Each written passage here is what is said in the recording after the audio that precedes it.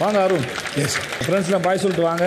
Okay sorry டாம்பி, எல்லாமே உனக்கு எதிரா இருக்கு. சாரி உள்ளே மேனிபுலேஷன் இல்ல, வெளியிலயும் மேனிபுலேஷன் நிறைய பேர் பண்றாங்க. அது நான் இந்த ஸ்டேஜ்ல சொல்ல ரொம்ப விரும்பினேன். சரி, எந்த பயனும் இல்ல. ரொம்ப மேனிபுலேட் பண்ணி அந்த பேர் வாங்குறது எனக்கு இஷ்டம் இல்ல. அலுவலர்ல விட்டு நீங்க என்னதான் பிஆர் பண்ணாலும் அங்க இருக்கிறதுன்னு ஒரு பெர்ஃபார்ம் பண்ணணும். நீங்க சொல்லுங்க. பிஆர் ஒர்க் வச்சுட்டு நம்மளுக்கு ப்ராப்ளம் இல்ல. மத்த கண்டஸ்டன்ட்க்கு கீழே இருக்கும் போது அதுதான் எனக்கு பிரச்சனை சார். வணக்கம் my dear zone mates, welcome to Shafi zone. நான் உங்க ஷஃபி அண்ட் இன்னைக்கு நம்ம பார்க்க போறது பிக் பாஸ் சீசன் 8 உடைய டே 97 அண்ட் எபிசோட் 98 உடைய ரிவ்யூ தான். வீடியோக்குள்ள போறதுக்கு முன்னாடி யாரும் சப்ஸ்கிரைப் பண்ணலையே மறக்காம சப்ஸ்கிரைப் பண்ணி சப்போர்ட் பண்ணுங்க. அப்படியே பக்கத்துல இருக்க பெல் ஐகானை பிரஸ் பண்ணி ஆளுங்கிற ஆப்ஷன் கொடுத்தீங்கன்னா நான் போடுற வீடியோ நோட்டிஃபிகேஷன் டான் டைம்க்கு வந்து சேர்ந்துடும். அண்ட் இந்த வீடியோ உங்களுக்கு உண்மையிலேயே பிடிச்சிருந்துச்சுன்னா ஒரு லைக் போட்டு சப்போர்ட் பண்ணலாம், தப்பு கிடையாது. உங்களுக்கு கருத்து இருந்துச்சுன்னா கமெண்ட் செக்ஷன்ல போட்டு விடுங்க, நான் போய் பார்த்து படிச்சுக்கிறேன். தெரிஞ்சுக்கிட்டீங்களா? இப்போ புரியுதா? சாட்டர்டே எபிசோட்ஸ் வழக்கம் போல விஜய் சேதுபதி என்ட்ரியோட தான் எபிசோட் ஸ்டார்ட் ஆச்சு. புதுசா யாராச்சும் உள்ள வந்தாங்க அப்படின்னா வன்மத்தை கக்குவாங்கன்னு நம்ம பார்த்திருக்கோம். ஆனா ஒரு வாரம் முழுக்க வன்மத்தை மட்டுமே கக்கி வச்சிருக்காங்களே அப்படிங்கிற மாதிரி சொல்லிட்டு அண்ட் சௌந்தர்யா ஒட்டஞ்சி கன்ஃபெஷன் மூலம் போய் அழுதாங்க பாத்தீங்களா, அதை பத்தி கொஞ்சம் மறைமுகமா கவர் பண்ணிட்டு சரி ஓகே ஃப்ரைடே எபிசோட பார்த்து வந்து அதுக்கப்புறமா பேசலாம் அப்படிங்கிற மாதிரி கிளம்பிட்டாப்ல. இந்த வெள்ளிக்கிழமை என்ன நடந்துன்னு பார்த்துட்டு வந்துருமா. அண்ட் இந்த வாரத்தை பொறுத்த வரைக்கும் பழைய கண்டஸ்டன்ட்ஸ்லாம் ரீஎன்ட்ரி கொடுத்த வாரம்னு சொல்லலாமா, இல்ல பழைய கண்டஸ்டன்ட்ஸ் உள்ள வந்து இன்டர்வியூ எடுக்கிற வாரம் சொல்லலாமான்ற மாதிரி வரிசையா உட்கார்ந்து ஒருத்தட்டி கேள்வி மட்டுமே கேட்டுக்கிட்டு இருக்காங்க. அதே மாதிரி தான் இப்ப தர்ஷா குப்தா வந்து ஜாக்லின் உட்கார்ந்து கேள்வி கேட்கறாங்க. நான் வெளியே போகும்போது ஒரு 6 பேர் சேர்ந்த கும்பல் சேர்ந்து என்ன பண்ணீங்க, என்ன வெளியே அனுப்பிச்சு விட்டீங்க.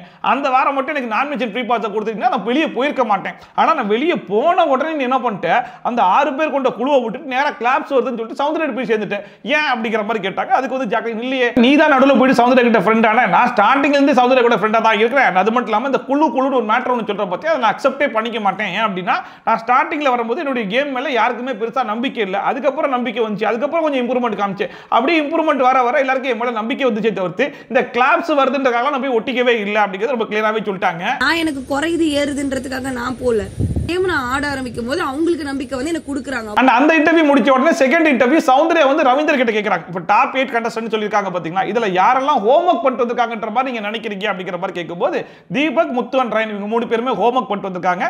கோட்டை விட்டதுன்னு சொல்லி பார்க்கும்போது விஷால் அண்ட் அருண் இவங்க 2 பேரும் கோட்டை விட்டாங்கன்னு நான் சொல்லுவேன். அண்ட் வந்து பக்கா பிளானிங் அண்ட் ஹோம் ஒர்க் பண்ணிட்டு வந்திருக்கிறது வந்து நீ தான் சௌந்தர்யா தான் அப்படிங்கிற மாதிரி சொல்லிட்டு அந்த பிளானிங்கான அர்த்தம் என்ன அப்படிங்கிறது ஊரறிஞ்சிய விஷயம் தான். வெளியே பக்கா பிளானிங் செட் பண்ணிட்டு வந்துட்டு உள்ள அதுக்கேற்ற மாதிரி ஹோம் ஒர்க் பண்ணிட்டு இருக்க. எங்க எது பண்றதுதான் நீ தெரியாம பண்ணல, எல்லாத்தையும் தெரிஞ்சுதான் பண்ற. எங்க எது பண்ணா அது எப்படி ரிஃப்ளெக்ட் ஆகுன்ற வரைக்கும் நீ ஹோம் ஒர்க் பண்ணிட்டு தான் வந்திருக்க அப்படிங்கிற மாதிரி எல்லாத்தையும் வெளிப்படையா போட்டு உடைச்சு விட்டாப்ல. பக்கா பிளானிங் அண்ட் ஹோம் ஒர்க் கூட வந்தது சௌந்தர்யா. ஆமா. அண்ட் எல்லாத்தையும் சொல்லிட்டு கடைசியா ஒரு மேட்டர் ஒன்று சொன்னாப்ல, அதான் இருக்கிறதுலே சூப்பரா இருந்துச்சு. இந்த வீட்டுக்குள்ள அறிவு சார்ந்த டிபேட் ஏதாச்சும் போகுது அப்படின்னா அதில் நீ கலந்துக்க மாட்டேன், ஆனா யார் கூடயாச்சும் நிக்கணும் அப்படின்னு நீ முடிவு பண்ணிட்டனா போய் நிப்ப அப்படிங்கிற மாதிரி சொல்லிட்டு மற்றபடி ஒரு குறைஞ்சபட்ச ஆட்கள் கூடிய ஒரு இடத்துல ஒரு கருத்து சொல்லணும்னா அங்க போயிட்டு உன் வேலையை சூப்பரா காட்டுவேன். அண்ட் கடைசியா உன்னோட யூனிக்னஸ் என்ன தெரியுமா, நீ யூனிக்கா இருக்கிறது தான் உன்னுடைய யூனிக்னஸ் அப்படிங்கிற மாதிரி உண்மையிலேயே ஒரு புகழ்ந்து தான் பேசினாப்லையா இல்ல வச்சு கலாய்ச்சி விட்டாரான்னு தெரியாத அளவுக்கு கலாய்ச்சி விட்றாப்ல. விளையாட்டோடைய யூனிக்னஸே என்ன, யூனிக்கா இருக்கிறது தான் யூனிக்னஸ். அண்ட் அதுக்கப்புறமா சௌந்தர்யா போயிட்டு தர்ஷா குப்தா கிட்ட இந்த பிஆர் ஆக்டிவிட்டின்னு சொல்லிட்டு ஒரு டாபிக்கை கொண்டு வந்து டிஸ்கஸ் பண்ண விட்டாங்க பாத்தீங்களா, அதை பத்தி டிஸ்கஸ் பண்ணிட்டு இருந்தாங்க. அதாவது நான் வந்து கொடுத்துட்டு வந்திருக்கேன் தான், இல்லலாம் சொல்ல மாட்டேன், ஃப்ரெண்டு கிட்ட ப்ரொமோஷன் பண்ணுங்கன்னு கொடுத்துட்டு வந்திருக்கேன் தான். அதை இவங்க வெளியே போய் பார்த்துட்டு உள்ள வந்து சொல்றாங்க, அதெல்லாம் எனக்கு ஓகே தான். ஆனா இப்படிப்பட்ட டாபிக்கை எதுக்காக கொண்டு வந்தாங்க அண்ட் எல்லாருமே என்னதான் சொல்லுவாங்கன்ற மாதிரி எனக்கும் தெரிஞ்சிச்சு. ஆனா எல்லாரும் சொன்னதுக்கு அப்புறம் நான் என்னமோ பிஆர் ஆக்டிவிட்டி வச்சே ஒரு தடவை வந்துட்ட மாதிரி எல்லாரும் சொல்றாங்க பத்தி, அதான் எனக்கு ஒரு மாதிரி இருக்கு அப்படிங்கிற மாதிரி சொல்லிட்டு இருந்தாங்க. ரைட்டுமா, நல்லா இருக்குமோ காமெடி அப்படிங்கிற மாதிரி தான் இருந்துச்சு. அது எப்படி ஆயிடுச்சு, ப்ரொமோஷன் வச்சு வந்துடுற மாதிரி பேசிடுவாங்க அப்படின்ற. அண்ட் இது வரைக்கும் இருந்த குழப்பம் பத்தாதுன்னு புது குழப்பத்தை வேற ரவீந்தர் கொண்டு வந்தாப்ல. அதாவது பிஆர் ஆக்டிவிட்டின்றதெல்லாம் வெளியே இருக்கத்தான் செய்யுது, எல்லாரும் பார்த்துட்டு தான் வந்திருக்காங்க, அதெல்லாம் ஓகே தான். பட் இருந்தாலும் 5th டே ஃப்ரெண்ட்ஸ் உள்ள வருவாங்க அப்படிங்கிற ஒரு பேட்டர்ன் இந்த பிக் பாஸ் ஷோல இது வரைக்கும் கிடையாது. ஆனா அப்படி ஒரு பேட்டர்னை சௌந்தர்யா எப்படி முன்னாடியே கெஸ் பண்ணி உன்கிட்ட சொன்னாங்க, கேமரா முன்னாடியும் சொன்னாங்கன்றதை நீங்க யோசிச்சு பாத்தீங்களா அப்படிங்கிற மாதிரி கேட்ட உடனே ஜாக்லின் அப்போ அவளுக்கு முன்னாடியே தெரியுமா அப்படிங்கிற மாதிரி கேட்டாங்க. எனக்கே தெரியும் போது அவங்களுக்கு தெரியாதா அப்படிங்கிற மாதிரி சொல்லிருந்தாப்புல. இவர் வெளியே இருக்காப்புல, தெரியறதுக்கு ஒரு வாய்ப்பு இருக்கலாம். ஆனா சௌந்தர்யா இந்த வீட்டுக்குள்ள இருக்காங்க, எப்படி சௌந்தர்யாக்கு தெரிஞ்சிச்சுன்ற ஒரு கேள்வி வருது இல்லையா, அதுதான் பயங்கர குழப்பமா இருந்துச்சு.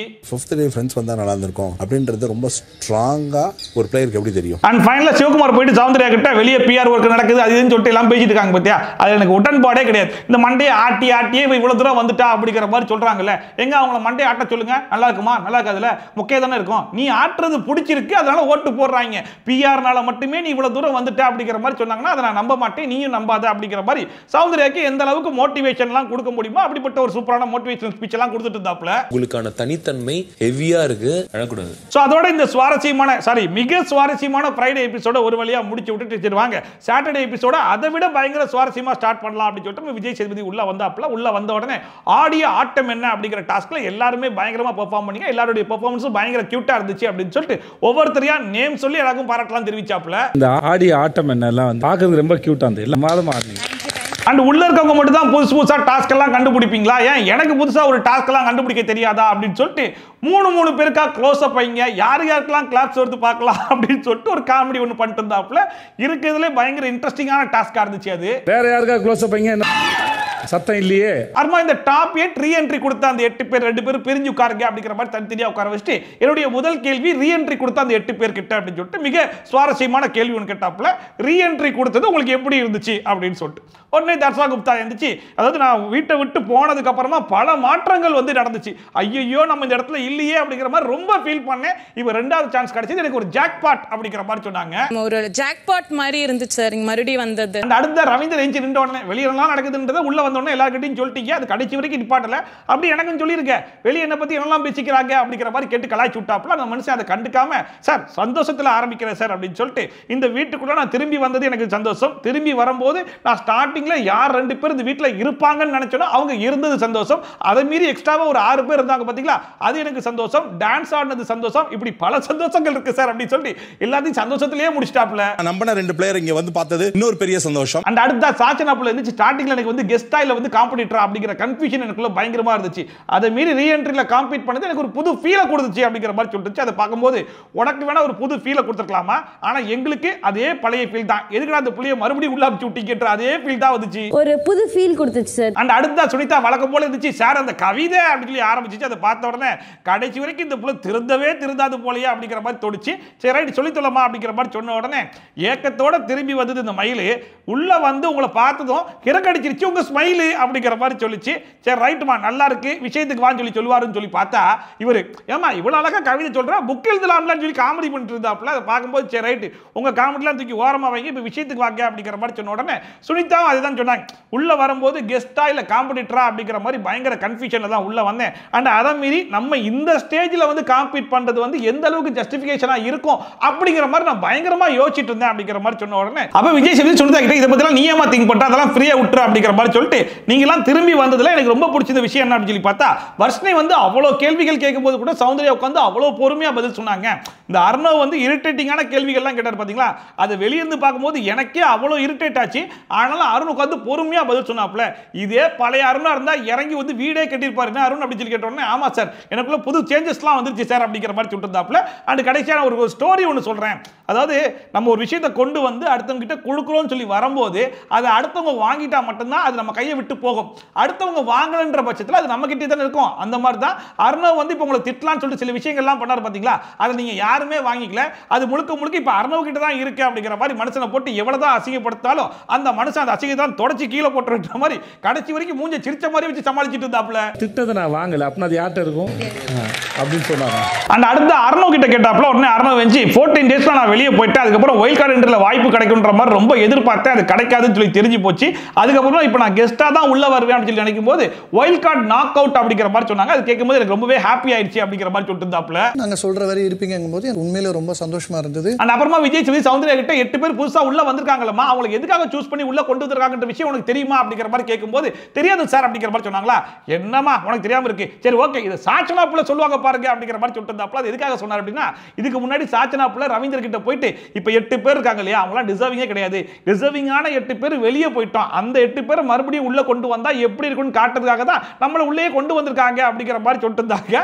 அதை வந்து அந்த புள்ள வாயிலிருந்து புடுக்கிறதுக்காக கேட்கும்போது இந்த புள்ள அப்படியே மாத்தி ஸ்ட்ராங்கான ஒரு 8 பேர் உள்ள வந்தா எப்படி இருக்குன்றதை காட்டுறதுக்காக சார் இவங்கெல்லாம் கண்டஸ்டன்ஸா உள்ள வந்தா எப்படி இருக்குன்னு சொல்லி இவங்க புரிஞ்சுக்கிறதுக்காக கொண்டு வந்தாங்க சார் அப்படிங்கிற மாதிரி சொல்லிட்டு இல்லையே அன்னைக்கு நீ அப்படி சொல்லலையே அப்படிங்கிற மாதிரி நமக்கு தோணுச்சு. இருந்துச்சு. இருந்தாலும் விஜய் சேதுபதி எப்படி கேட்பாரு, அப்ப விஜய் சேதுபதி சரி ஓகேமா இப்போ ரீஎன்ட்ரி கொடுத்திலே இப்படி எப்படி கேம் விளையாடணுன்ற மாதிரி நீ நினைக்கிற அப்படிங்கிற மாதிரி கேட்கும்போது இதுக்கு முன்னாடிலாம் நான் வந்து எப்படி வேணாலும் விளையாடலான்ற மாதிரி விளையாடிட்டு இருந்தேன் சார். பட் இந்த வாட்டி ரொம்ப கான்சியஸா இப்படி தான் விளையாடணும் அப்படிங்கிற மாதிரி பார்த்து பார்த்து விளையாடிட்டு இருக்கேன் சார் அப்படிங்கிற மாதிரி சொல்லிட்டு இருந்துச்சு.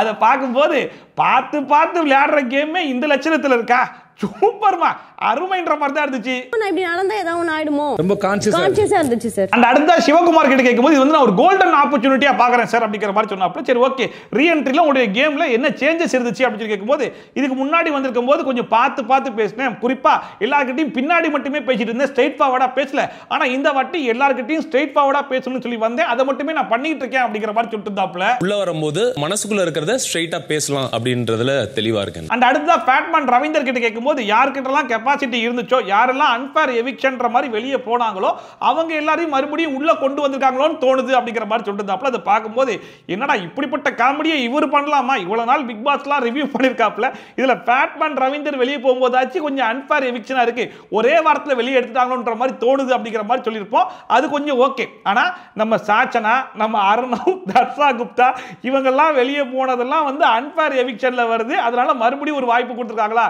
என்னடா காமெடின்ற மாதிரி தான் இருந்துச்சு. அன்ஃபேரான எவிக்ஷன் எங்களோடது ஒரு மனநிலைமையில இருந்திருப்போம். வேலை திருப்பி இந்த மாதிரி ஒரு வாய்ப்பு கிடைச்சா அண்ட் இது வரைக்கும் பண்ண காமெடி கூட பரவாயில்ல, இதுக்கு அப்புறமா ஒரு காமெடி ஒன்று பண்ணாரு பாருங்க, அதான் இருக்கிறதுலே பயங்கர ஹைலைட்டா இருந்துச்சு. இந்த ரீஎன்ட்ரிக்கு அப்புறமா உங்களுடைய கேம் எப்படி இருந்துச்சுன்னு சொல்லி கேட்டா இந்த டாப் 8 கண்டஸ்டன்ட்ஸ் இருக்காங்கல்ல அவங்க கேம் எந்த விதத்திலையும் ஸ்பாயில் ஆயிடக்கூடாது அப்படிங்கிறதுக்காக இவருக்கான புரிதலை வச்சு ஒரு கேம் ஒன்று ஆனாராமா. இல்ல சொல்லலாம் அதுக்குன்னு இப்படி ஆடுற மாதிரி எந்த விதத்தில் நீங்க ஸ்பாயில் பண்ணல, பிக் பாஸே கூப்பிட்டு கன்ஃபர்ஷன் ரூம்ல உட்கார வச்சு வான் பண்ற அளவுக்கு ஸ்பாயில் பண்ணிட்டு ஸ்பாயில் பண்ணலன்னு சொல்லி பேசிட்டு இருக்காரு, எப்படி இவரால பேச முடியுதுன்ற மாதிரி தான் இருந்துச்சு. அவங்க கேமை ஸ்பாயில் பண்ணாம முடிஞ்ச அளவுக்கு ஒரு ஹாப்பி க்ளோஷர் அந்த கேமை விளையாண்டுருக்கேன் சார். அடுத்த ரியா இன்சி அன்ஃபேர் எவிக்ஷன் அப்படிங்கிற மாதிரி வார்த்தையை ஆரம்பிச்ச உடனே இந்த அன்ஃபேர் எவிக்ஷன் சொல்றீங்களே, இந்த அன்ஃபேர் எவிக்ஷன் ஆக்சுவலா யாரு பண்றா அப்படிங்கிற மாதிரி கேட்கும்போது மக்கள் தான் பண்றாங்க அப்படிங்கிற மாதிரி சொன்ன உடனே என்ன சிவகுமார் அன்ஃபேர் எவிக்ஷனை பத்தி உங்களுடைய கருத்து என்ன அப்படிங்கிற மாதிரி கேட்டாப்ல. அதாவது சிவகுமார் எவிக்ட் ஆகி வெளியே போகும்போது ஒரு மிடில் ஆர்டர்ல இருந்தாப்ல, பாட்டம்ல ஒரு 2-3 பேர் இருந்தாங்க, அவங்க எவிக்ட் ஆகாம சிவகுமார் எவிக்ட் பண்ணிட்டீங்களா, இது முழுக்க முழுக்க அன்ஃபேர் எவிக்ஷன் அப்படின்னு சொல்லிட்டு சிவகுமாருடைய ஒய்ஃப் சுஜா வார்னி அவங்களுமே பிக் பாஸ் உடைய எக்ஸ் கண்டஸ்டன்ட் தான், அவங்க வந்து நிறைய இடத்துல சோசியல் மீடியால போட்டிருந்தாங்க, அதை இவர் பார்த்துட்டு வந்து இங்க சொல்றாரு அப்படிங்கிறது நல்லாவே தெரிஞ்சிச்சு. சிவா யார் பண்றா தெரியுமா சிவா சார்? அண்ணா புரியல. அப்ப சிவகுமார் ஆமா சார் அன்ஃபேர் எவிக்ஷன் ஒன்று கிடையவே கிடையாது சார், நாங்க பண்றது ஏதோ ஒன்று பிடிக்காம மக்கள் ஓட்டு போடாம விட்டுறாங்க, மக்கள் தான் எவிக்ட் பண்றாங்க அப்படிங்கிற மாதிரி சொன்ன உடனே விஜய் சேதுபதி ஒரு விஷயம் சொல்றாப்ல, அதாவது எங்களுக்கே பிடிக்கலனா கூட எங்களால யாரையும் எவிக்ட் பண்ண முடியாது, அது உங்களுக்கு தெரியும் தானே அப்படிங்கிற மாதிரி கேட்டாப்ல. என்ன சார் நீங்க இதெல்லாம் நீங்க ஒவ்வொரு வாட்டி எடுத்து சொல்லணுமா சார், நாங்க 7 சீசன் பார்த்துட்டோம், இது வரைக்கும் அப்படிப்பட்ட விஷயம் நடந்ததே கிடையாது, நீங்க நினைச்சாலும் அப்படிப்பட்ட எவிக்ஷன் உங்களால பண்ணவே முடியாது சார், இதெல்லாம் நீங்க எடுத்து எங்களுக்கு சொல்லணுமா சார், நாங்களே புரிஞ்சுக்க மாட்டோமா அப்படிங்கிற அளவுக்கு எங்களுக்கு தோணுச்சு. எங்களுக்கு பிடிக்கலனா கூட நாங்க அவங்களை எவிக்ட் பண்ணி அனுப்ப முடியாது, தெரியல உங்களுக்கு தெரியும். அண்ட் இதெல்லாம் சொல்லி முடிச்சிருக்கோமா, சரி ஓகேமா ரியானுடைய கேமை பத்தி சொல்லு அப்படிங்கிற மாதிரி சொன்ன உடனே அந்த பிள்ளை ஏதோ ஒன்று சொல்லுச்சு, ஆனா அது கடைசி வரைக்கும் விஜய் சேதுபதிக்கும் புரியல, பார்த்தா நமக்கும் புரியலன்ற மாதிரி தான் இருந்துச்சு. அதாவது பிடிச்சவங்களுக்கு அவங்க கேமுக்கு ஹெல்ப் பண்ணி அவங்கள சுத்தி நடக்கிற விஷயத்தை எடுத்து சொல்லி அவங்களுக்கு வேணும்னா அவங்க பிளேஸை தக்க வச்சுக்கிட்டோம் அப்படிங்கிற மாதிரி சொல்லிட்டு, அதாவது வெளி நடக்கிற விஷயத்தெல்லாம் ஏதோ இதான் நடக்குது பார்த்துக்கோமா, இதெல்லாம் நடந்துகிட்டு இருக்கு, இதெல்லாம் கொஞ்சம் உஷாரா இருந்துக்கோமா அப்படிங்கிற மாதிரி சில விஷயத்தை சொல்லியிருக்கோம், அதுக்கேற்ற மாதிரி அவங்க தக்க வச்சுக்கிட்டோம் அப்படிங்கிற மாதிரி சொல்ல வந்துச்சா, இல்ல முத்துக்குமார்ட்ட போயிட்டு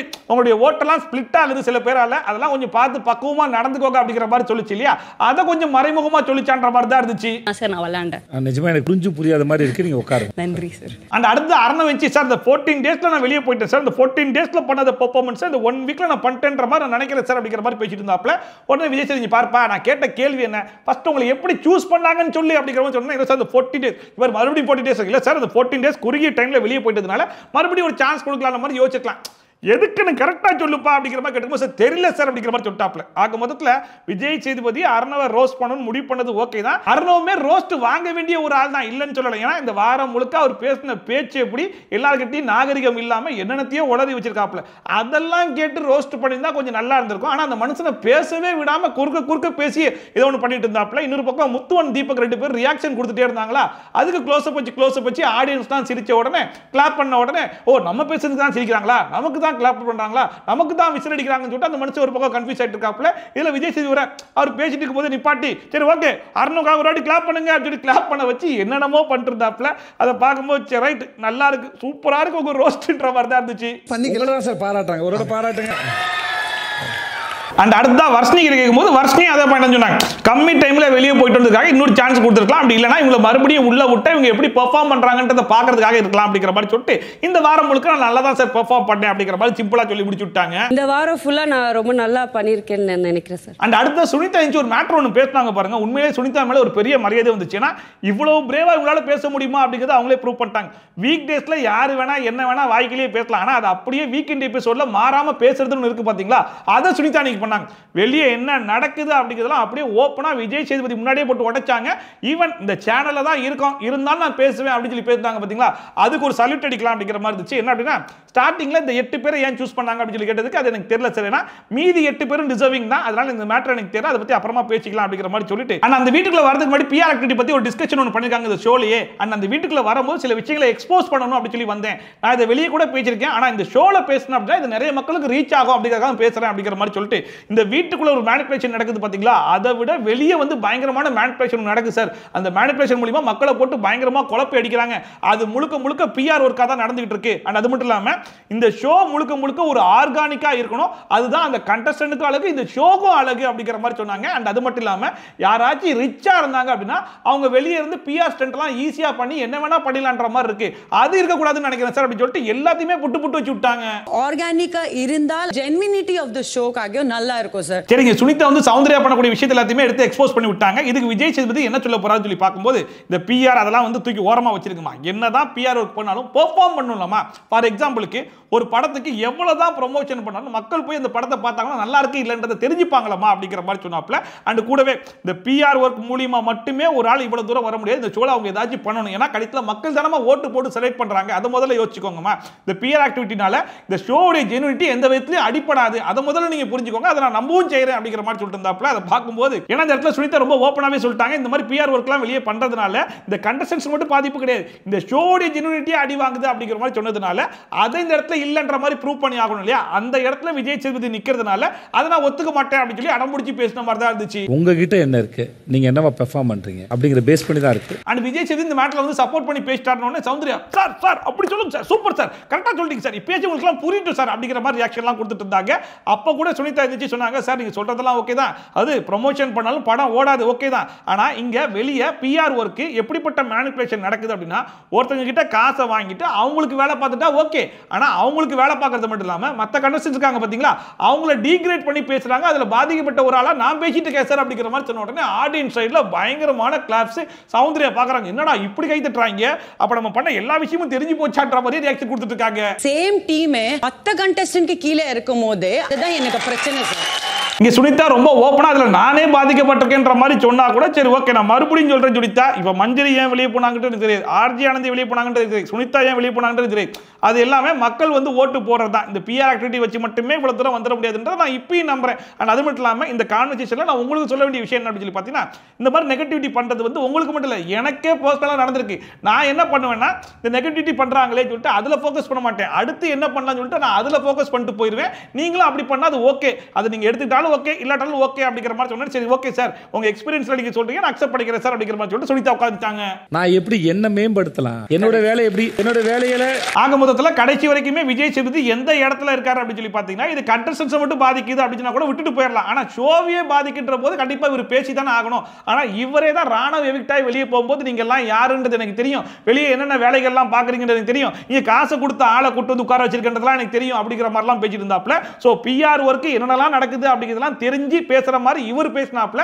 ஆனா இப்போ சேனலுக்குன்னு வரும்போது வேற வழி இல்ல இல்லையா, சேனலுக்கு சப்போர்ட் பண்ணி தான் பேசணுன்றதுக்காக இப்படி பேசிட்டு இருக்காரு அப்படிங்கிறது நல்லாவே தெரிஞ்சிச்சு. அண்ட் இது எல்லாத்தையும் மீறி கடைசியா ஒரு காமெடி ஒன்று பண்ணாரு பாருங்க, அதுக்கு தான் நான் குபிர்னு சிரிச்சேன். அதாவது இல்ல இப்போ யாருக்காச்சும் மாற்று கருத்துனா கூட நீங்க சொல்லலாம், சொல்லுங்க அப்படின்னாப்ல. இப்போ சுனிதா சொன்ன விஷயத்துக்கு நீங்க ஆதரிக்கணும் கூட சொல்லுங்க நான் கேட்பேன் அப்படிங்கிற மாதிரி சொன்னாப்ல. எனக்கு சந்தோஷ் சுப்ரமணியம்ல ஒரு டயலாக் ஒன்று வருது தெரியுமா, ஆமா சொன்னா இவர் அப்படியே கேட்டுருவாரு அப்படின்னு சொல்லிட்டு அதுதான் ஞாபகத்துக்கு வந்துச்சு. என்னதான் எவ்வளவுதான் உடச்சி ஓப்பனா சொன்னாலும் நான் திரும்பி சொல்றேன், மந்திரி ஏன் வெளியே போனாங்கன்னு எனக்கு தெரியல, ஆர்ஜி ஆனந்தி ஏன் வெளியே போனாங்கன்னு தெரியல, இந்த சுனிதா ஏன் வெளியே போனாங்கன்னு தெரியல, மக்கள் ஓட்டு போடாம வர முடியாது, அது பிஆர் ஒர்க்கை வச்சு மட்டுமே இவ்வளவு தூரம் வந்துட முடியாதுன்னு சொல்லிட்டு அதையே திரும்ப திரும்ப பேசி சாவடிப்பாருன்றதுக்காகவே சார் புரிஞ்சு சார் எங்களை விட்டுருக்க சார் அப்படின்னு சொல்லிட்டு எல்லாரும் காலில் விழுந்துட்டாங்க. நான் சொன்ன கருத்துல உங்களுக்கு யாராவது வேற கருத்து இருக்கா? இல்ல சார். அண்ட் நான் கூட இந்த ஷோலியே புரிதல் கம்மின்னா அது சாச்சனா பிள்ளைக்கு தான் அப்படிங்கிற மாதிரி நினைச்சிட்டு இருந்தேன். ஆனா அது தப்புன்றதை நான் இன்னைக்கு தான் உணர்ந்தேன். ஏன் அப்படின்னா விஜய் சேதுபதி பிரேக் விட்டு போனதுக்கு அப்புறமா சுனிதா கூப்பிட்டு சுனிதா அவர் என்ன சொல்ல வரான்றது எனக்கு புரியுதுல அப்படின்னு சொல்லிட்டு இந்த பிள்ளை எக்ஸ்பிளைன் பண்ணுது. அதாவது அவர் என்ன சொல்ல வராருன்னா, நீ இந்த ஷோல நெகட்டிவா பண்ணாம வெளியே நெகட்டிவ் பிஆர் பண்ண போறாங்க, நீ நெகட்டிவா பண்ணதுனால தான் அவங்க நெகட்டிவா பண்ணிட்டு இருக்காங்க, அதனால இதுக்கப்புறம் நெகட்டிவா பண்ணாதன்னு சொல்லி சொல்றாராமா. பாவமே, ஏன்னா அவ்வளோ நேரம் உட்கார்ந்து மூச்சடைக்க அந்த மனுஷன் பேசிட்டு போயிருக்காப்புல. இத்தனைக்கு லாங்குவேஜே தெரியாத சுனிதாக்கு கூட அவர் என்ன சொல்ல வந்தாருன்றது புரிஞ்சிருக்கு. ஆனா லாங்குவேஜ் தெரிஞ்ச சாச்சனா புலிக்கு புரியலன்றது நினைக்கும் போது தான் என்ன கொடுமடாதுன்ற மாதிரி தான் இருந்துச்சு. நெகட்டிவா ஏதோ ஒன்று பண்றதுனால தானே பண்றாங்க, உன்னை திருத்திக்கோ. ஆனா இன்னொரு பக்கம் சௌந்தர்யா வழக்கம் போல உட்காந்து புலம்ப ஆரம்பிச்சிட்டாங்க. இவ்வளவுதான் போராடி வெளியே வரலாம்னு சொல்லி பார்த்தாலும் கடைசியில் எவனாச்சும் ஒருத்தர் வந்து எதையாச்சும் பண்ணி விட்டு போயிடறான் அப்படிங்கிற மாதிரி புலம்ப ஆரம்பிக்க ரியா போயிட்டு பாரு, நீ ஏதோ ஒன்று பண்ற, அது மக்களுக்கு பிடிச்சிருக்கு, அதனால தான் உள்ள வச்சிருக்காங்க. இப்போ அவங்க சொல்றாங்க பத்தியா, அது வந்து அன்ஃபேரா இருக்குல்ல, அந்த மாதிரி தான் அதெல்லாம் விட்டு கண்டுக்காத அப்படிங்கிற மாதிரி மோட்டிவேட்லாம் பண்ணிருந்தாங்க. இன்னும் பக்கம் சுனிதா, நான் எக்ஸ்போஸ் பண்ணணும்னு நினைச்சேன், அதை நான் சொல்லிட்டேன் அப்படிங்கிற மாதிரி சொல்லும்போது முத்துக்குமரனுமே ஆமா அது எங்களுக்கு ஒரு பயங்கரமான கான்ஃபிடன்ஸை கொடுத்துருக்கு அப்படிங்கிற மாதிரி சொல்லிருந்தாப்புல. அதாவது நாங்கெல்லாம் ஆர்கானிக்கா வரும்போது சில பேர் வந்து இன்ஆர்கானிக்காவும் உள்ள இருக்காங்க அப்படிங்கிறத நீங்க புரிய வச்சுட்டல, அது எங்களுக்கு கொஞ்சம் கான்ஃபிடன்ஸை கொடுக்குதுன்ற மாதிரி தான் சொன்னாப்புல. அது நல்லா இருந்துச்சு, ரொம்ப அழகா இருந்துச்சு. அந்த பிரேக் முடிஞ்சு வந்ததுக்கு அப்புறம் ஆடியன்ஸை பார்த்து சுனிதாக்கு ஒரு ஆன்சர் ஒன்று சொன்னேன்ல, அது எல்லாருக்கும் ஓகே தானே சொல்லி கேட்ட உடனே எல்லாரும் ஆமா சார் ஓகே தான் சார் சொல்லிட்டு பல்ல கடிச்சிட்டு ஓகே சொன்னாங்க. அப்போ கூட ஒரு பையன் இருந்துச்சு, சார் நான் ஒரு கேள்வி ஒன்று கேட்குறேன் சார், அதாவது நீங்க படத்தை வச்சு சொன்னீங்கல்ல அதே படத்தை வச்சு நான் வரேன் சார். ஒரு சில படத்துக்கு நிறைய ப்ரொமோஷன் பண்றதுனால அட்லீஸ்ட் ஸ்கிரீன் கிடைச்சிருது, ஒரு சில படத்துக்கு ப்ரொமோஷனே பண்ணலன்றதுனால ஸ்கிரீன் கூட கிடைக்க மாட்டேது சார், அந்த மாதிரி தான் பார்க்குறேன். ஒருவேளை சுனிதா உள்ள போகும்போது ப்ரொமோஷன் பண்ணிட்டு போயிருந்தாங்கன்னா இன்னும் கொஞ்ச நாள் இருந்திருப்பாங்களோன்ற மாதிரி எனக்கு தோணுது சார் அப்படிங்கிற மாதிரி சொன்ன உடனே அவர் மறுபடியும் எக்ஸாம்பிள்லாம் ஆரம்பிச்சிட்டாப்ல. கடைசி விவசாயின்ற படத்தை பத்தி புகழாத ஆளே கிடையாது, ஆனால் மக்கள்கிட்ட பெருசா போய் சேரல, அதுக்காக மக்களை குறை சொல்ல மாட்டேன். அங்கேருந்து அப்படியே பேசி பேசி மகாராஜா கவட்டாப்ல, சார் நீங்க இருக்கிற எல்லா படத்தையும் சொல்லிடுவீங்கன்ற மாதிரி தோடுது, நான் மண்டையாட்டிட்டு உட்கார்ந்து சார் அப்படின்னு சொல்லிட்டு உட்கார்ந்து அந்த மனுஷன். அது வெறும் பிஆரால நடக்காதுன்னு சொல்ல வர.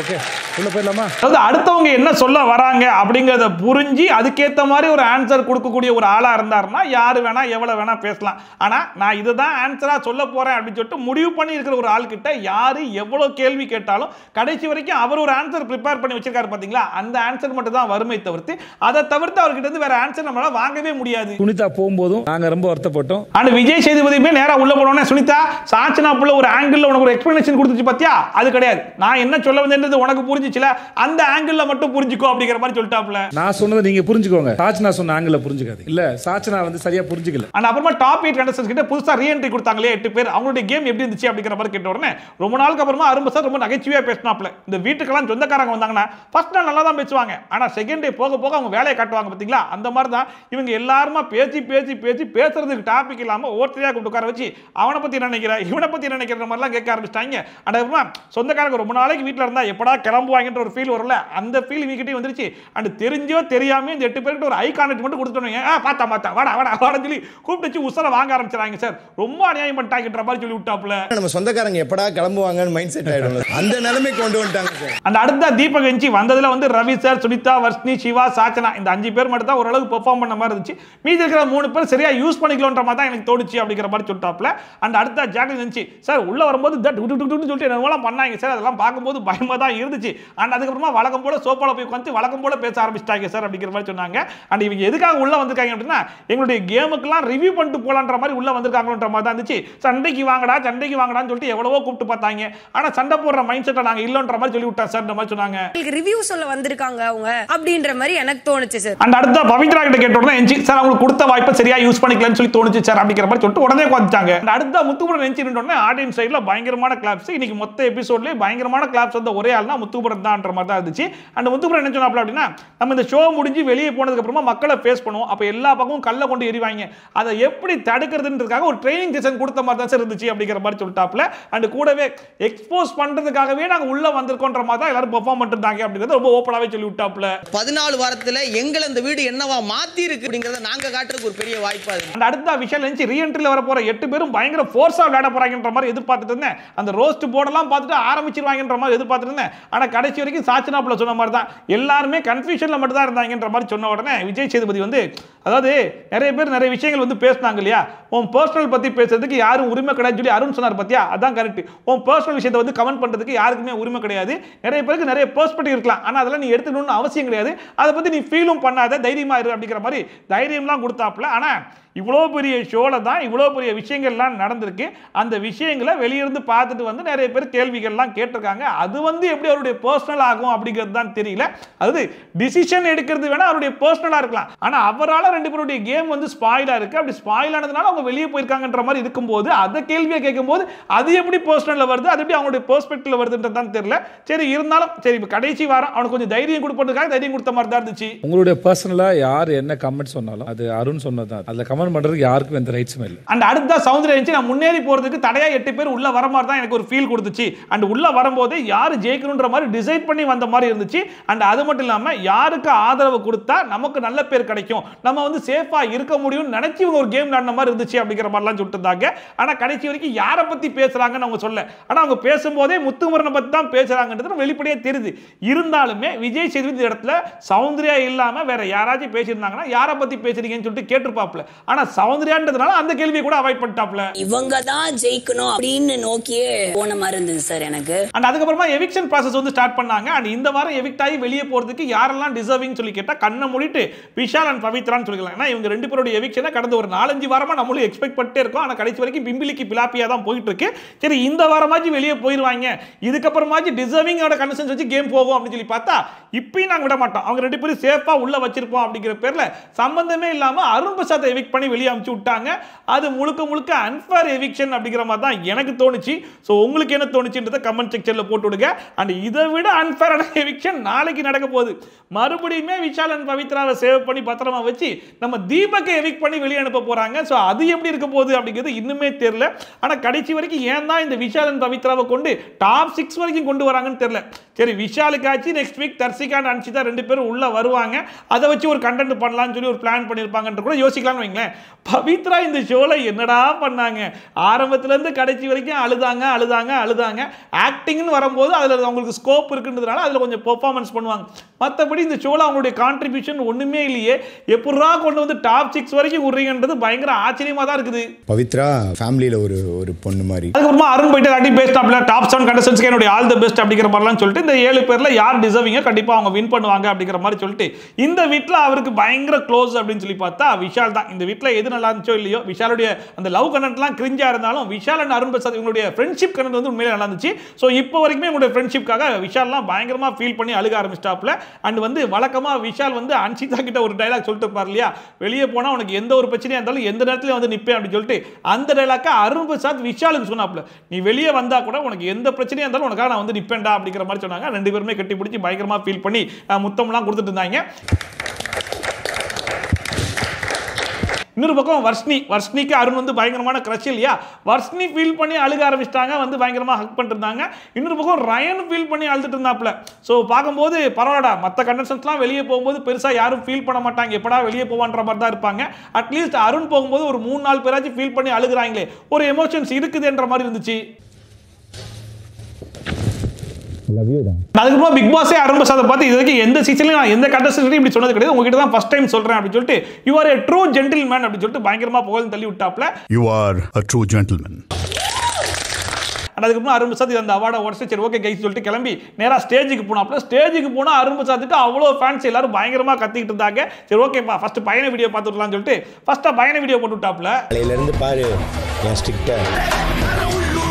அண்ட் ஒன்ஸ் இந்த பயண வீடியோ மனுஷன் பார்த்து முடிச்சோன்னே சரி இப்போதான் சார் பயங்கரமா மிஸ் பண்றேன் அப்படிங்கிற மாதிரி சொல்லிட்டு இருந்தாப்ல. அண்ட் இந்த வீட்டுக்கு வந்ததுக்கப்புறம் எனக்கு நிறைய பாசிட்டிவான சேஞ்சஸ் இருக்கு, அது வந்து எனக்கு லைஃப்ல பயங்கரமா ஹெல்ப் பண்ணும் அப்படிங்கிற மாதிரிலாம் சொல்லி முடிச்சோன்னே சரி ஓகே இப்போ நேரா போயிட்டு கண்டஸ்டன்ஸை பார்த்தலாம்னு சொல்லிட்டு நேரா உள்ள போன உடனே அந்த டாப் 7 கண்டஸ்டன்ஸ் எல்லாருமே நல்லா விளையாடுங்க அப்படிங்கிற மாதிரிலாம் சொல்லிட்டு இருந்தாப்ல. அண்ட் அதுக்கப்புறமா விஷால் வந்து வழக்கமா அருண் பிரசாத்தை பார்த்து பிபின்னு சொல்லிட்டு இருப்பாப்ல. என்னதானே அந்த பிபி, இது அது வேற எதுவும் பேரா அப்படிங்கிற மாதிரி இருக்கும்போது இன்னைக்கு தான் அதை ரிவீல் பண்றாங்க. பாச பிணைப்பா ஸோ இவங்க ரெண்டு பேரும் பாச பிணைப்பா இருக்கின்றதுக்காக தான் பிபின்னு சொல்லியிருக்காங்களா. ஸோ இங்கேயுமே அருண் பிரசாத் அதே டைலாக் சொன்னாப்ல, இப்பயும் நான் சொல்றேன் வெளியே உனக்கு ஒரு பிரச்சனைனா கண்டிப்பா நான் எப்பனாலும் வந்து நிப்பேன் அப்படிங்கிற மாதிரி சொல்லிருந்தாப்ல. என்னோட பாச பிணைப்பு அவன் அப்படிதான் அவனை பிபின்னு நான் கூப்பிட்டேன். அண்ட் அடுத்த தீபக் என்சி யாருக்குமே கொடுக்காத காம்ப்ளிமெண்ட் பிக் பாஸ் வந்து அருண் பிரசாத் கொடுத்திருக்காப்ல, இதை விட உனக்கு பெருசா வேற என்ன வேணும் அப்படிங்கிற மாதிரி சொல்லிருந்தாப்ல. அண்ட் அடுத்த முத்துமுருகன் இருந்துச்சு, ஸ்டார்டிங்ல வந்து அருண் அண்ணா அப்படிங்கிற மாதிரி கூப்பிட்டேன், அண்ணன்லாம் கூப்பிட்டு ப்ரோன்னு சொல்லி கூப்பிடுங்கன்னு சொல்லி சொன்னாப்ல. அண்ட் அது மட்டும் இல்லாமல் ஒரு விஷயத்தை அந்த இடத்துல சொல்லியே ஆகணும் சார், எனக்கு அவருக்கு நிறைய சண்டைகள் வந்திருக்கு, ஆனா எந்த ஒரு சண்டையிலையும் என்ன மரியாதை குறைவா நடத்தினதே கிடையாது அப்படிங்கிற மாதிரி சொல்லிருந்தாப்ல. அதை பார்க்கும்போது இல்ல கிளம்புறாப்புல, அதனால கொஞ்சம் பாசிட்டிவா பேசணும்னு முடிவு எடுத்துட்டீங்க, அதெல்லாம் ஓகே தான், அதுக்குன்னு இப்படிலாம் பேசலாமான்ற மாதிரி தான் இருந்துச்சு. ஏன்னா பப்பான்னு சொல்றது, டபுக்கு டப்பான்னு சொல்லி சொல்றது, அதாவது ஏதாச்சும் பண்ணிட்டு இந்த வீட்டை விட்டு போயிடலாமான்னு எனக்கு தோணுது. மன உளைச்சலுக்கே அவன் ஆளாக்கிட்டான்ற அளவுக்கு புலம்பிட்டு இப்ப வெளியே போகும்போது என்னதான் சண்டை சச்சரவு வந்தாலும் மரியாதை குறைச்சல்ன்றது வரவே இல்லை சார் அப்படின்னு சொல்லி பேசிட்டு இருக்குது. எந்த விதத்துல நியாயன்ற மாதிரி தான் இருந்துச்சு. இதுல என்னை வந்து மரியாதை குறைவா நடத்தினது கிடையாது, சக மனுஷனுக்கு என்ன அன்பு கொடுக்கணுங்கிறத. இன்னொரு பக்கம் அரும்பு சத்மே சார் நானும் அவனும் வந்து அண்ணன் தம்பி சார் அப்படிங்கிற மாதிரிலாம் சொல்லிட்டு ஒரு மனுஷன் ஜெயிக்கிறதுக்காக மட்டுமே ஓடுறான் அப்படின்னா அது முத்துவரன் சொல்லி சொல்லலாம் சார் அப்படிங்கிற மாதிரி அவர் பங்குக்கு அவருமே புகழ்ந்து தள்ளிட்டு சரி ஓகேப்பா நீ கிளம்பு நானும் கிளம்புறேன் அப்படின்னு சொல்லிட்டு அரும்பு சதவ பக்கம் அனுப்பிச்சு விட்டு விஜய் சேதுபதியும் கிளம்பிட்டாப்ல. அண்ட் அருணுடைய எவிக்ஷனை யாருமே எக்ஸ்பெக்ட் பண்ணிருக்க மாட்டாங்க. உள்ள இருக்கிற கண்டஸ்டன்ட்ஸுமே கண்டிப்பா பவித்ரா இல்ல விஷால் இவங்க ரெண்டு பேர்ல யாராச்சும் ஒரு ஆள் தான் வெளியே போவாங்கன்ற மாதிரி நினைச்சிட்டு இருந்திருப்பாங்க. அது முத்துவரன் சௌந்தர்யா கேட்டாப்ல அருண் பிரசாத் வெளியே போவான்ற மாதிரி நீ எக்ஸ்பெக்ட் பண்ணி சொல்லி கேட்கும்போது சௌந்தர்யா வந்து இல்ல அப்படிங்கிற மாதிரி சொன்னாங்க.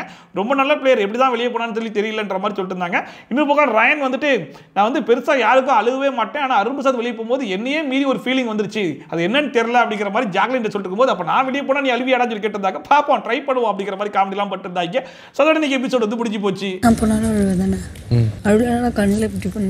இன்னைக்கு எபிசோட பொறுத்த வரைக்கும் ஒரு ஓகே எபிசோட் தான். இந்த ஓகே எபிசோட நம்ம எக்ஸ்பெக்ட் பண்ணது தான். ஏன்னா வீக் டேஸ்ல பெருசா ஏதாச்சும் நடந்ததுதான் வீக்கெண்ட் எபிசோட்ல பேசுறதுக்கு, வீக் டேஸ்லயே கண்டென்ட் இல்லாம காஞ்சி போய் கிடக்கும் போது வீக்கெண்ட் எபிசோட்ல மட்டும் பெருசா வேற என்ன இருந்துற போகுது அப்படிங்கிற மாதிரி தான் இருந்துச்சு. கேட்ட கேள்வியே மறுபடியும் மாத்தி 16 பேர் இருந்ததுனால கேட்டு எப்படியே இன்னைக்கு எபிசோட ஓட்டிட்டாரோ அப்படிங்கிற மாதிரி தான் இருந்துச்சு. அண்ட் சுனிதா பேசின விஷயங்கள் எனக்கு ரொம்பவே இம்ப்ரெசிவா இருந்துச்சு, ரொம்ப வெளிப்படையா ஒட்டச்சி பேசினது ரொம்ப நல்லா இருந்துச்சு. அண்ட் அவங்களுக்கு நடந்த விஷயத்தையும் இது நீங்க டெலிகாஸ்ட் பண்றீங்க பண்ணல அதை பத்தி கவலைப்படல, நான் சொல்றதை சொல்லிடுறேன் அப்படிங்கிற மாதிரி சொன்னாங்க பாத்தீங்களா, அது ரொம்பவே பிரேவா இருந்துச்சு. உள்ள இருக்கிற கண்டஸ்டன்ட்ஸ்மே நிறைய பேர் வந்து பாராட்டினாங்க, ஆடியன்ஸ் சைட்லயும் பயங்கரமான ரெஸ்பான்ஸ்லாம் இருந்துச்சு. அதை பத்தின உங்களுடைய கருத்து என்ன அப்படிங்கறத மறக்காம கமெண்ட் செக்ல சொல்லுங்க. அண்ட் விஷால் பவித்ரால அந்த வீட்டுக்குள்ள இருக்கும் போதே அருணன் தீபக்லாம் எவிக் பண்றாங்க அப்படின்னா அது எந்த லெவல்ல ஃபேரா இருக்குது அப்படிங்கிறது தெரியவே இல்லை. உங்களுக்கு அது ஃபேரா இருக்குதா அப்படிங்கறத கமெண்ட் செக்ல சொல்லுங்க. கடைசில டாப் 5ல நம்ம ஸ்டார்டிங் ஆஃப் தி சீசன்ல டாப் 5 நம்ம எப்படி டிசைன் பண்ணி வச்சிருந்தோம், கடைசில இப்போ டாப் 5 எப்படி வந்து நிக்குதுன்னு சொல்லி பாருங்க. இதுதான் இந்த சீசனுடைய லட்சணமா அப்படிங்கிற மாதிரி தான் அவங்களே காட்டிட்டு இருக்காங்க. இதை எப்படி கொண்டு போறாங்கன்னு சொல்லி பாத்தீங்கன்னா ஒரு 3 பாய் 3 கேர்ள் இப்படி கொண்டு போய் கடைசில ஸ்டேஜ்லயுமே ஒரு பாய் ஒரு கேர்ள் நிக்க வச்சு கடைசில முத்துமுரனை வின் பண்ண வைப்பாங்க. இதுதான் வந்து இந்த சீசனுடைய ஸ்கிரிப்டா இருக்க போது. இது வேணா நீங்க வெயிட் பண்ணி பாருங்க. ஏன்னா இந்த சீசனுடைய ஸ்டார்டிங்லயே பாய்ஸ் வெர்சஸ் கேர்ள்ஸ்ன்ற தீமை ஸ்டார்ட் பண்றதுனால அந்த டீம்லயே என் பண்றதுக்கு தான் ட்ரை பண்றாங்களோ அப்படிங்கிற மாதிரி தான் எனக்கு தோணுது. என்ன நடக்க போகுதுன்றதை பொறுத்து இருந்து பார்க்கலாம். சோ இதே மாதிரி ட்ரோல்ஸ் அண்ட் ரிவ்யூஸ்லாம் கண்டிப்பா பார்க்கணும்னு நினைச்சீங்கன்னா மறக்காம சப்ஸ்கிரைப் பண்ணிட்டு பக்கத்துல இருக்க பெல் ஐகான் டான் தட்டி விட்டீங்கன்னா நான் போடுற வீடியோ நோட்டிஃபிகேஷன் டான் டைம் கொஞ்சம் சேர்ந்துரும். சோ மீட் இஸ் மச் சூப்பரான வீடியோட சூப்பரான ரிவ்யூவோட சூப்பரான ட்ரோலோட சந்திக்கலாம். Bye from Shafi, tada, bye and take care.